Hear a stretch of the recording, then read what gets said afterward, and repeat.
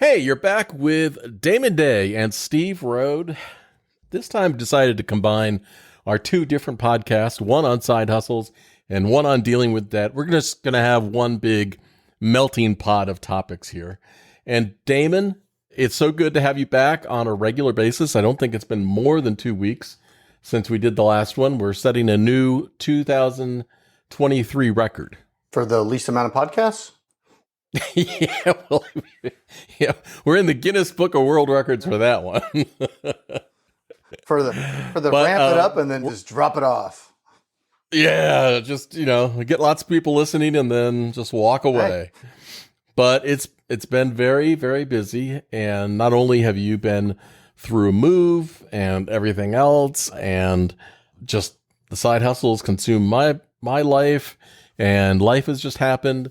But we're back. And you know what? That actually happens to a lot of people. You just get easily misdirected because of life. And so that's what happened to us. Too busy making money moves. Damon, I guess that is absolutely true, at least from the side hustle that I first investigated over, I think just about a year ago, which was, hey, I wonder if you could make money on Amazon FBA. Selling stuff on Amazon. And at the time I was starting and I made a prediction and you thought I was full of shit when I said it.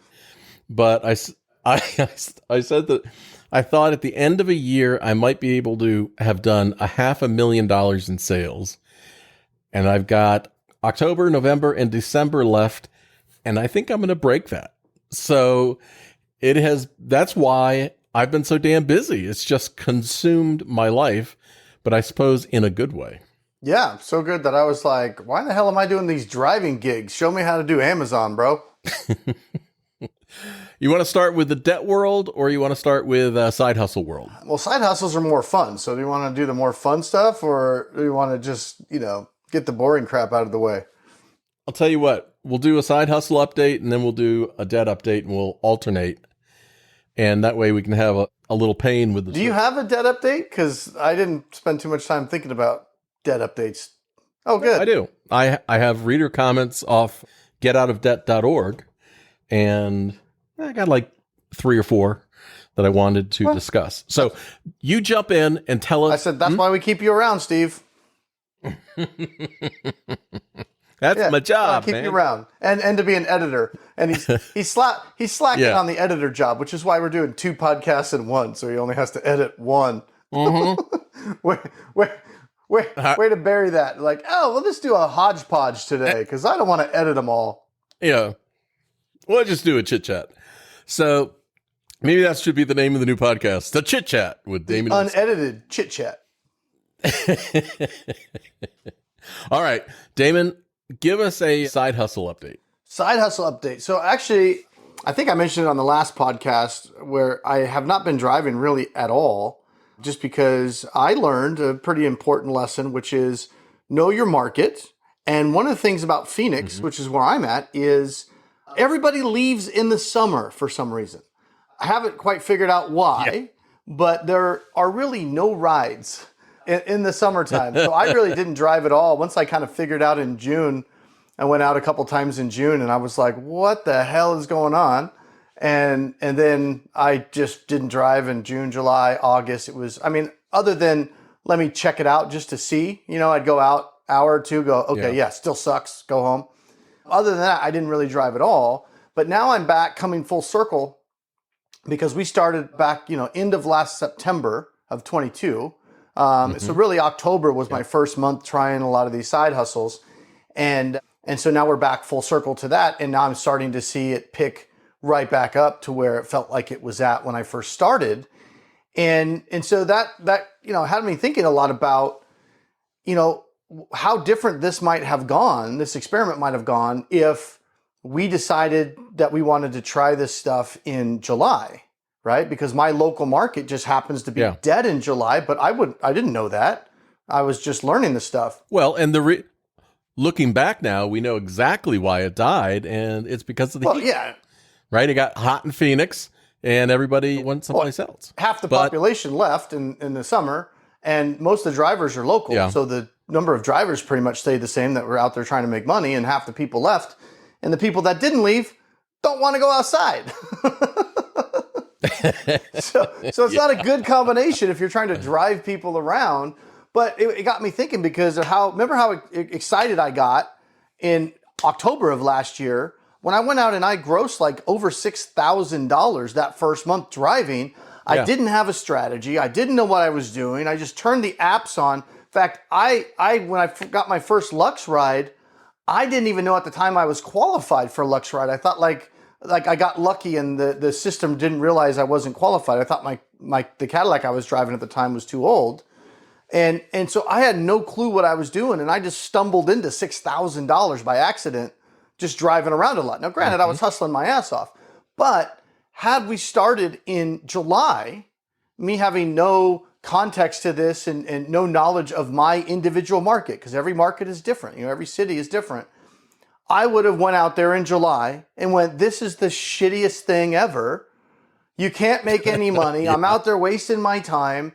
And I might have just said, well, forget, Lyft sucks. Uber sucks. You can't make any money. It's horrible. Yeah. So, a big takeaway from that is if you're trying these different apps, you got to give it more than a week or two or a month. You really you almost have to kind of give it a year, even if you're spot checking it, because every market is different. You might live in a market that's very tourist based, but opposite. Maybe it's freezing cold in the winter and nobody needs rides. Heavy snow. But for 4 or 5 months around summer and spring, you kill it. So you have to know your market and not just focus on one or two apps, right? You can't get married to one of them.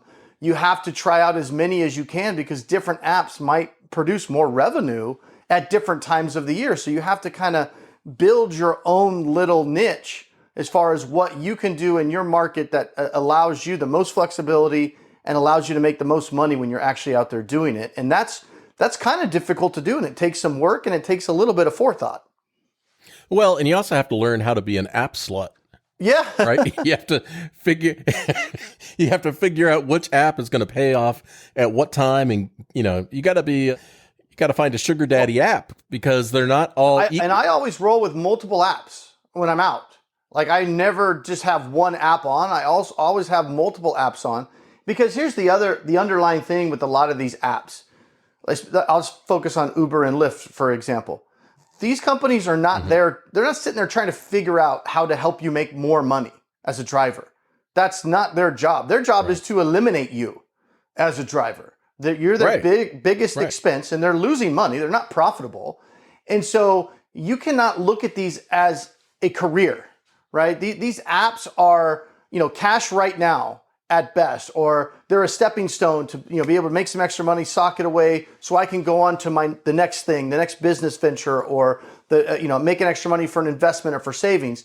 But you cannot count on these as a long-term career type thing. Even though right now, if you're a hustler and you live in a major market, you could go out there and you could earn $100,000 a year driving for some of these apps right now. But I don't think it's going to stay like that. In fact, just the year that I've been doing this, I've seen many, many changes on Uber and Lyft that are all, from my opinion, designed to take money from the drivers. And so it's this constant game of, how do I take what Uber is doing and try to figure out how to make more money with it? Because you can still make money with this stuff, but they make things very complicated and very tricky. So it's almost like you're pitted against the other drivers. Like I don't have to outsmart Uber. I just have to outsmart the other drivers. Yeah.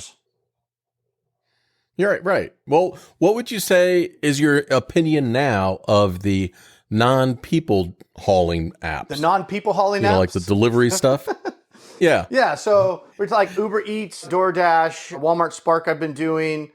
I like them for different things. Like for instance, today I went out. I've got a new little system that I do. My two boys, they go to high school about a half hour away from the house. We just moved a month ago, so we're still figuring out the logistics. And they need to be there at 7:00.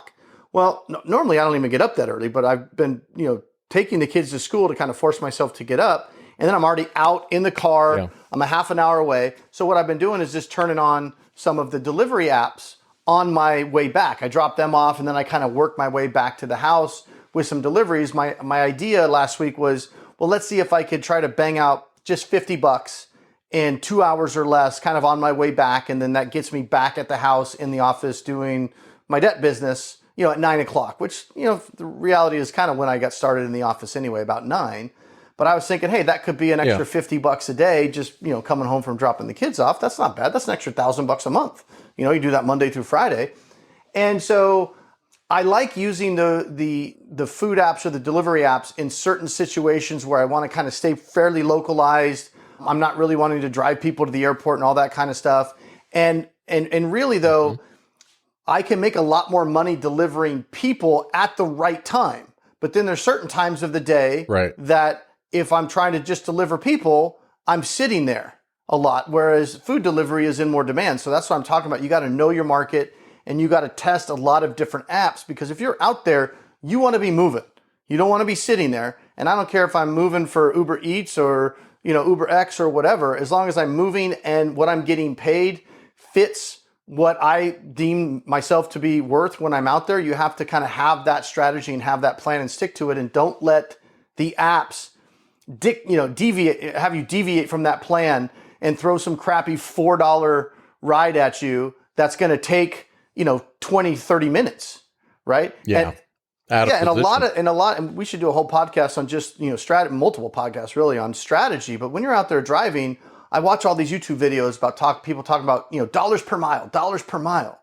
Well, I look at the dollars per mile, but number one, I'm in a Tesla. So it's, it costs me a lot less to move a Tesla 3 miles than it does for somebody, a regular car. But I look at it more dollars per minute. What are the dollars per minute? Because I don't care if you got a 3 mile drop off, you might get an offer that's $6 and it's 3 miles away. And you think, oh, that's $2 a mile. That's awesome. It's over $1 a mile. I'm going to do it. Well, that might be 3 miles away in rush hour traffic on a regular street. And that whole thing is the app will tell you what the estimate is. And it, takes into account traffic and time of day and all that stuff. But it could be saying 24 minutes to go this 3 miles. So you don't think $6 for 3 miles, that's a good deal. No, you need to think, to think $6 for even if it's 20 minutes. If it's 20 minutes, then you got to multiply that by 3. You're going to get $6. You do that 3 times, you're only going to make $18 max if you can drop that person off, immediately have another one, drop that person off, immediately get another one, which is unlikely to happen because there's going to be some downtime, sometimes. But I look at it as what's my minimum per hour that I need to justify making if I'm going to be out here. And my minimum might be completely different from yours. Someone listening to this might be, hey, $18 an hour. I only make $14 an hour at my job. I would be okay making $18 an hour. I would do that $6 ride. It's going to take me 20 minutes. But when I go out and drive, especially in the evenings, and I'm driving Lux or Lux Black for Lyft, I'm usually making between $40 and $70 an hour. Now, for me, that's okay. I'll go out there and do it. But it's kind of hard to go. Last night, I made $50 an hour. I made $200 in 4 hours last night and came home. I was home by 10 o'clock. I was only out for 4 hours. Well, then to get up the next morning and you're trying to peddle Starbucks and burritos and stuff. And it was a really slow morning. And, 2 hours into it, I was only at like $30. That's a tough pill to swallow when you're making $50 an hour the night before. And now you're sitting there going, holy shit, I'm making $15 an hour in the morning. So, but you have to do that to test the market, to test the times and figure out when you don't want to drive anymore. And as we talked about earlier, you have to be willing to say, hey, this just isn't working today. Pack up your bags and go home. So if you hang out and hope that things are going to get better and they don't, then you've just wasted a whole day. But I'm reminded of a Fortune 500 company executive in Fort Lauderdale who actually would turn on whatever the ride-sharing app was when he left home, headed downtown Miami to go to work. And he would pick somebody up. He'd get paid to drive to work. And then he would do the same thing on the way home. Get paid to drive home, which is a really smart way to do it. You had a ride yesterday that paid you to go home. Yeah, I think that one, was it yesterday or it could have been Sunday night? I think it was Sunday night. Sunday night I was down by the airport and I was not even planning on going home. I'd only been out 2 hours and I got a $70 Lyft Lux ride to go back which was well, not super far, but it was about, I think, 40 miles. But it was literally 3 miles from my house, the drop off. And it was only going to take me about 35 or 40 minutes because I was close to the airport right there. So $70 to drive 35 or 40 minutes. And by the time I did that, plus she gave me a $16 tip when I dropped her off. And now I was at my house thinking about driving back down to Scottsdale, which was about 20 minutes away. But it was 9:30 at night on a Sunday, and it usually is pretty slow. All the bonuses and the surge was gone. And I'm sitting there looking at it going, you know what? I've only been gone 2 hours, and I've made $150, and I'm 3 miles from my house. Yeah. Let's make a smart decision and just go home and relax and do some other stuff at the house, because I know what would happen if I got greedy, and I know, because I know my market, Sunday night, the later it gets, the slower it's going to be. And then my current per hour rate of $75 would just go down and down and down. And I'd be sitting there getting frustrated and kicking myself for not going home a lot sooner. So I made the plan, stuck to it, went home. And I sat there and I go, dude, I just made $75 an hour in 2 hours, and I'm back home at 9 o'clock. So do you ever hear me sitting on your shoulder going, go home? Well, you always said, I don't think you've ever said stay out. No. It's always go home. So yeah, you got to go home, get rest, do better So tomorrow. the biggest thing with these apps is a lot of people will get on them and they will fail and they won't make the money they want to make. And then you can have other people in the exact same city making 3 times the amount of money. So you have to have a strategy, and it's going to take time to figure out your market. You can't just try it for a few weeks if you don't get the result you want and give up.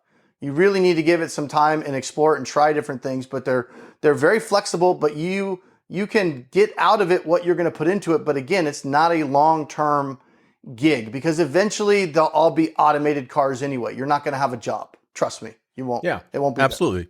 That's the way it's going. But so we've talked about making money. And the reason it's important to talk about making money and also dealing with debt is because I deep down in my core, I feel that people trying to find a side hustle maybe struggling a little bit with, not enough money in the bank. And so these things mix together.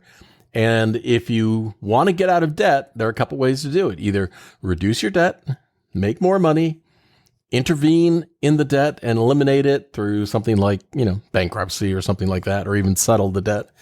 But it's always going to be a combination. And speaking of a combination, Damon, I'm going to read a reader comment from Jane. I'm not going to give you the name. It's, X debt relief company. We've heard it so often. But she says, X company is a joke. They take extra money from your account without warning and say you agreed. With their fees, you're really not saving much at all. Their customer service reps are mostly unfamiliar with their own program and can't give basic information like, what are your fees? After a little over a year, I got out of the program because I was able to negotiate settlements that were, if not better, just as good as the ones they had. They also had long delays in contacting my creditors. In my opinion, don't use this company. This sounds like a question from 2008. Yeah, I know. They just come back around. That's actually just from a few days ago. But the thing is, if you are deep in debt and you're looking for some magic solution, like you see an ad. When we were in Texas, Damon, I don't know if you didn't watch broadcast TV, but I was. And it was one company's debt relief commercials all the time. If you see a commercial and it sounds magical, you actually need to do the same thing before you jump on their program as you do when thinking about starting a side hustle, which is only you can investigate to find out what is the truth and if it makes sense for you. I find, Damon, when it comes to the debt world, that people just let the situation brew and brew and brew until they're so fed up they can't deal with it anymore. And then they just magnetically get drawn to the next thing that they see. And inevitably, besides you, who provide people with debt help at damonday.org, nope. I find that damonday.com. Oh, damonday.com. Sorry. I've only had that website, I thought you were 20 nonprofit. years, Steve? Well, I thought you were, nonprofit. No, I like to be above board because don't let these nonprofit companies fool you. They're all making profit. Mm-hmm. So a lot of people hear Yep. nonprofit, they think, oh, it's a benevolent organization. No, that just means they're trying to figure out how to pay less taxes to the IRS, but they'll take as much of your money as they can. Well, having run a nonprofit myself, that is a big misconception because you cannot run a nonprofit not making a profit. What people don't understand is nonprofit refers to their tax status, meaning they don't pay federal income taxes on the money that they make, but they can have $10 million in the bank. You ever play that shell game? Pay some money. Here's $20. Find the ball. Same thing. They're just moving money around, but like, we're nonprofit. Yeah, we'll help you. Yeah. Yeah, but the executives are getting paid $500,000 a year. I still get questions like that, where people would say, oh, well, I only want to work with a nonprofit. Well, why? Yeah. Why? They say, well, because they're nonprofit. I was like, do you know what that means? That doesn't mean they're not charging you. It doesn't mean they're a charity. Right. It's not what it means. It just means they're not paying taxes. It just means they're moving money in certain ways so they can get away with not having to pay taxes on it. Right. That's all. So if you need some sort of help, my opinion is always, if you're listening to this and somewhere in the back of your brain, you're hearing this little voice and it's going, oh no, it's talking about your money or your credit or your debt or something like that. My advice is always reach out to Damon at damonday.com and you get what you hear on this podcast. You get straight, direct, honest advice, and Damon, your clients just love you. I think you finally just stopped updating testimonials, didn't you? Oh, finally. Wait, I haven't updated a testimonial on my website for like a decade. I mean, well, you haven't updated your website in a decade either. If you go to my website, you'll see that I clearly haven't. But hey, you know what? If it ain't broke, why fix it? I don't need a fancy website. Mm-hmm. It's pretty basic. If you've got a debt issue, give me a call and I'll walk you through it and we'll talk about things that actually make sense. And by the time you get off the phone, you go, I'm glad I called them because I called all these debt relief companies. And like I think Jane was saying, half of them don't even know what the hell their program is. It's bad when your representatives don't know what your fee and program is. But it never changes. I had somebody. It's the same crap they've been peddling for 20 years. I had somebody call me, one of those telemarketing calls, and it was like, hi, I'm calling you from the government tax relief program, and I'd like to talk to you about it because you're eligible for benefits.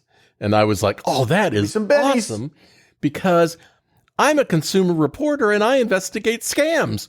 Go on.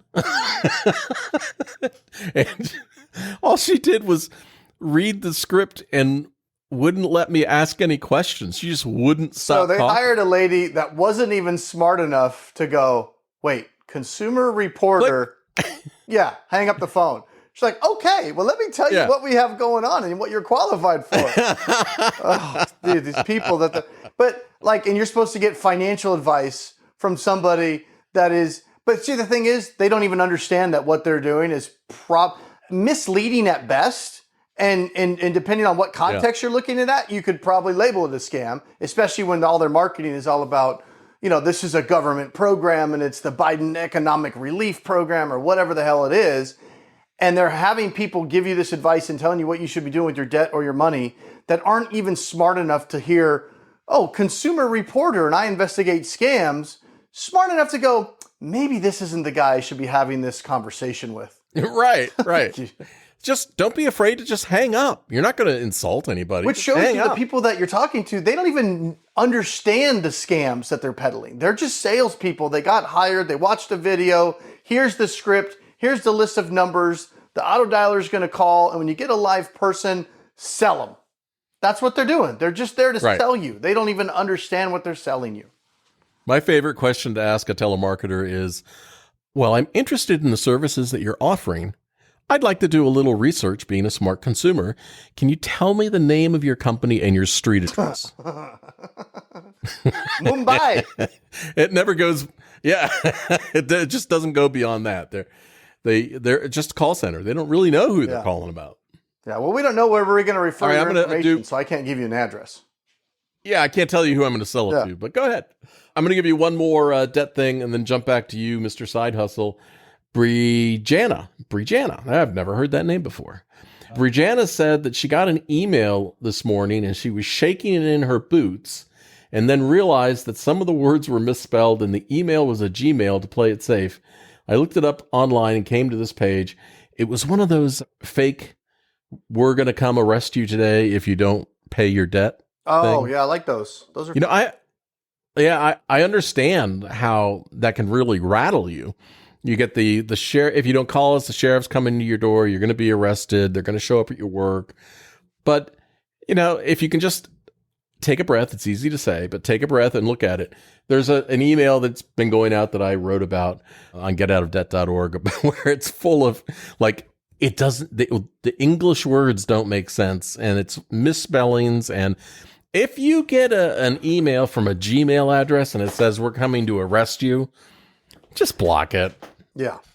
That doesn't exist. Nothing. They don't arrest you for debt. Yeah.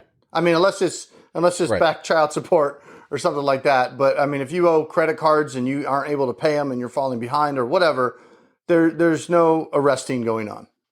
Yeah. The other clue is if they're threatening you over either an account that you never had or it was an old payday loan account, just I'm starting to get these all the time. I don't know if I ended up on some list, but all of a sudden in the last few months, I'm getting in my email, I'm talking a few times a week now, XYZ corporation department, billing department, gmail.com or hotmail.com, right? And it's like, we successfully, invoiced you for $1,500 and, for blah, blah, blah, blah, blah. And it's real short. And then it says, if you did not authorize this charge, please, and then they have the broken English, please call our billing department immediately and we will reverse this charge.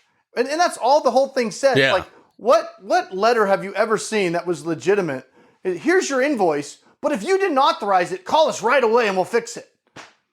You know what I mean? But so the whole thing is just it's designed to give someone the shock value of, oh my God, somebody just hit my PayPal card for $1,000. Oh, good. Here's the number I can call to fix it. And then when you call the number, they try to get your information out of you so then they can rip you off. But before that point, all it was a random email. But if you ever get an email that's, this is your invoice for this charge on whatever card that you don't recognize, and it immediately says, if you didn't authorize this, call us immediately and we will fix it. Regular invoices don't say that. They assume you made the charge. Yeah, I mean, a variation of that is I've seen emails, you just authorized a payment for a laptop on Amazon. Call us now to confirm. Or the ones I've been getting lately are from something that says that they're USPS, the post office. We have a package that we're holding because we're unable to deliver. I'm getting those too. Ah, fuckers. Yeah. Did I say that out loud? Yeah, it rhymed with suckers. Those suckers. Suckers. It just kind of came out. Well, I mean, look, it's the way we all feel, so I wouldn't. But it was breathy. It was a breathy suckers. Yeah. That didn't sound right. We'll go with that. No, it's not getting better. Okay. Let's move on. Okay, so what's your next side hustle topic? Oh, so I've got one that's just kind of, and this is mainly has to do with Lyft, but it follows the theme of you cannot count on these things as long term. And I just found out a couple of weeks ago that Lyft is getting rid of their Lux, ride level where you have regular Lyft and you have Lux, the middle level of luxury, like a BMW or something like that, or a Tesla. And then you've got their Black service.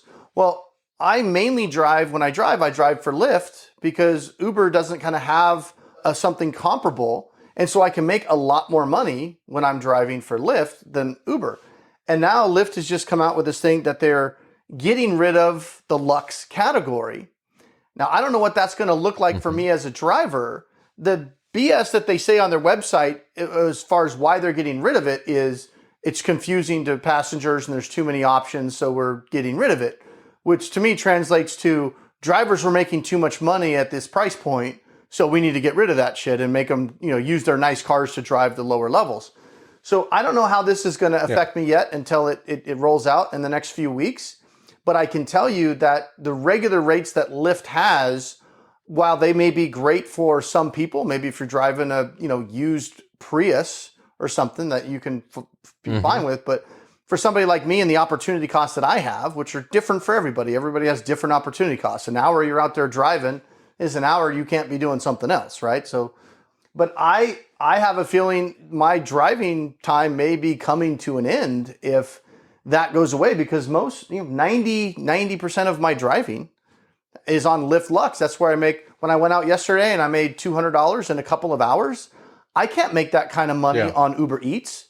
There's just not, they don't pay enough. I can't make $50 an hour doing food delivery. You can't do that. I can't make $50 an hour driving just regular Uber unless it's crazy surges or Super Bowl or something like that. So if Lyft Lux goes away, then that I might have to be doing something else. So and here's the thing that I feel bad for. Well, what if somebody got into driving a year ago and they went out and they bought a car specifically for, what, I was going to get a Prius, but I can see that I can make twice as much money driving for Lux. Oh, wasn't there somebody that went out and bought a Denali or some big SUV? Remember last year? I think that was one of the guys on a video. That was Eddie from, what was that? I like his show. He's kind of the guy that's like, let's make this money. That guy, make this money. He's funny. I like him. It's Eddie from Driving in Style. I think that's his YouTube channel, Driving in Style.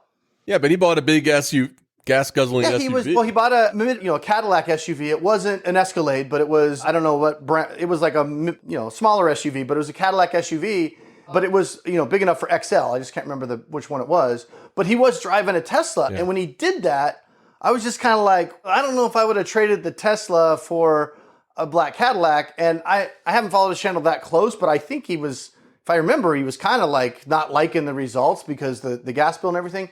But think about if you're, okay, I'm going to do this as a career and I'm going to go invest in this, higher end car. Even just think of like a Tesla, right? I love my Tesla. I think it's awesome.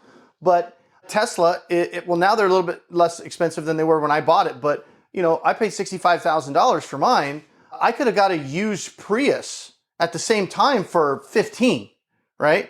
So now I didn't buy the Tesla just because of rideshare. I wanted it. It was a fun car, and I thought, here's a good excuse to get one. But imagine if somebody went out and bought a really expensive car because they could see, I could drive for Lux and I could drive for Lux Black and I can make double and triple the rates, and that's going to justify that significantly higher monthly expense to have a luxury car versus a used Prius. And so they do that. Now I make double the money being able to drive for Lux and Lux Black.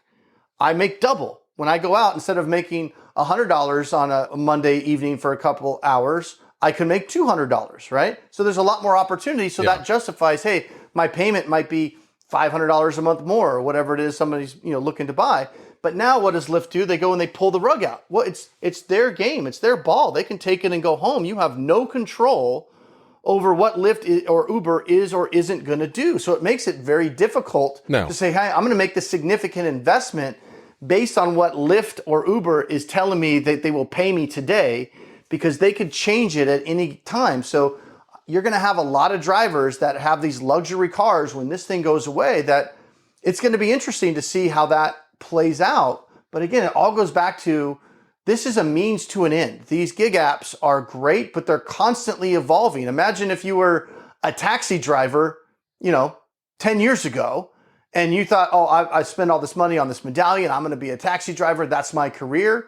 And then freaking Uber comes along and wallops the taxi industry all on the side of the head, Like, it's constantly going to change and evolve, and you got to change with it.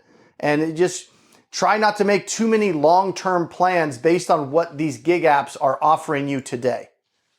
Well, speaking of gig apps, earlier you texted me this picture of Uber Hourly. That was a new one I hadn't seen before, where you could... Did they give you any indication on rate? I did not see what the rates would be. I saw what the people would be paying. It looked like the minimum was $65 an hour, where you could have said, it's not like getting a private driver without having to go to a private chauffeur. Right.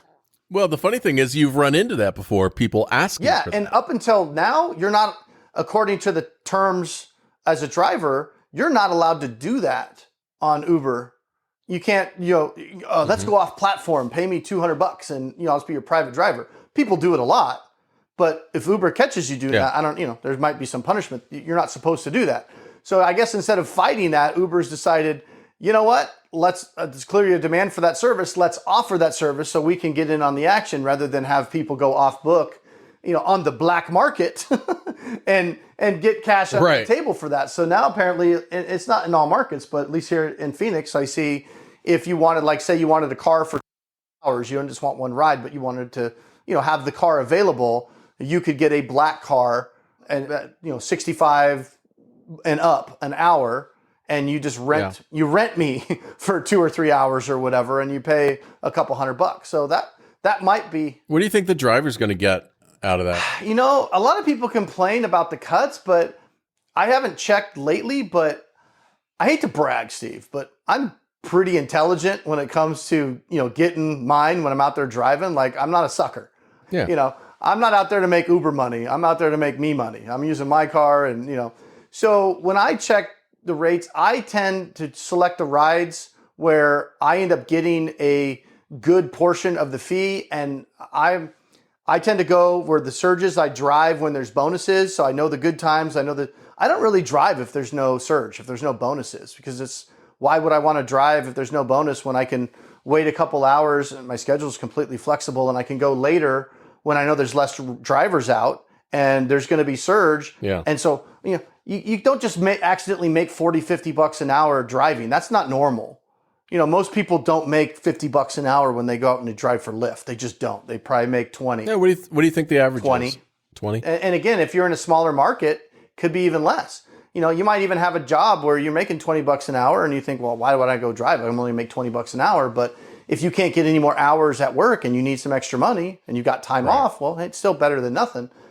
But so I've had rides where I've looked and Uber paid me more than the rider paid. I have that happen quite a bit. So I get what's mine, dude. I usually get a very high percentage of that. But then there's other rides that Uber makes up for it. And remember what I said earlier? I don't have to outsmart Uber. I just have to outsmart the other driver. Right. So some poor chump driver who's not listening to our podcast is taking some shit ride and not making any money. All the cheap. Yeah. In the meantime, I'm out here just cleaning up and cherry picking because, hey, sorry, don't hate the player, hate the game. Right. Listen to our podcast. Become a player, not a chump.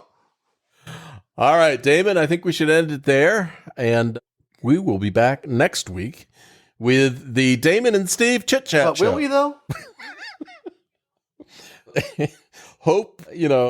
Hope is free. So we will hope To be back next week. We will hope that next week, now that we've got a little situation with the microphones all figured out, hopefully we will. Yeah, my microphone broke in the Damon? move, man. What's up with that? Yeah, that did suck. Damon, is there anything else you want to add before we adios? No, I think I'm tapped out for this week. Okay, Damon, I will see you. Peace.